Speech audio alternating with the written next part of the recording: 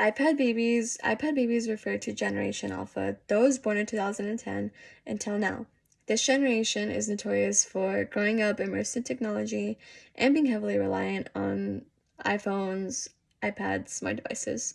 Initially, these were seen as tools to help with their development, but teenagers today are raising concerns among their teachers, parents, and society members in general on just how effective these devices truly were. Many present-day teenagers grew up with some sort of device before the age of 5 and are now starting to demonstrate problems with critical thinking, short-term memory, instant gratification, low self-esteem, and trouble learning and concentrating in school. This issue should not only concern their parents, but all of us as a society for two reasons. The first one being that we all know at least one child that is important in our lives and we deeply care about, and they are growing up with all this technology and social media. 2, these children will be the future doctors, nurses, lawyers, politicians, leaders of the world, and functioning members of society. And if you do plan on having kids, your kids will grow up with these children as their role models.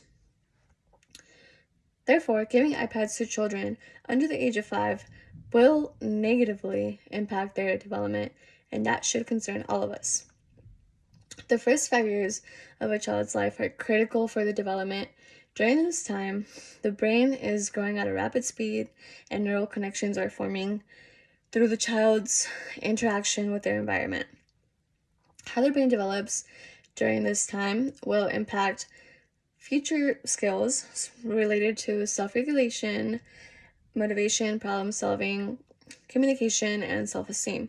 How weak or strong these skills are will impact who they become as adults and essentially the rest of their lives.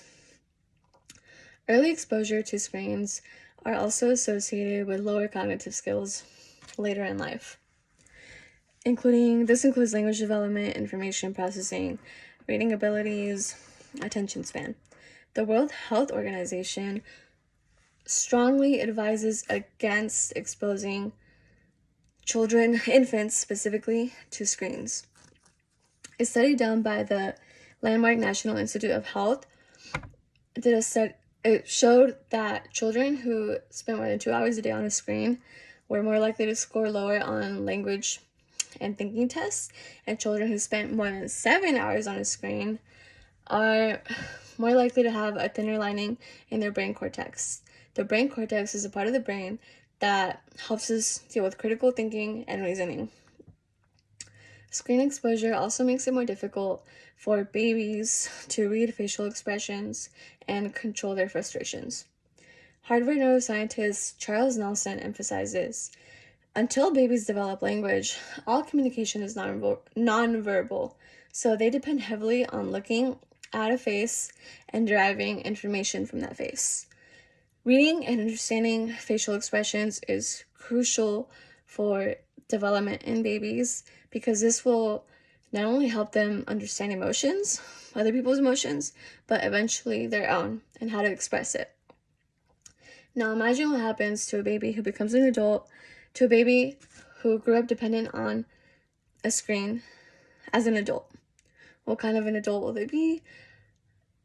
They are more likely to experience loneliness, depression, and other health issues. Again, giving iPads to babies under the age of 5 years old will negatively impact their development. Today, teenagers are more likely to deal with depression, anxiety, and other mental health disorders. One of the main reasons being due to their overexposure to social media and screens and smart devices at a very young age. They also are showing lower signs of lower cognitive, social, and emotional skills. Anyone who knows a child, a teenager, a baby should be concerned about this issue because it is most likely impacting them in some way. Smart devices can be used as a tool to help children with their development if they're used properly and introduced at the appropriate age.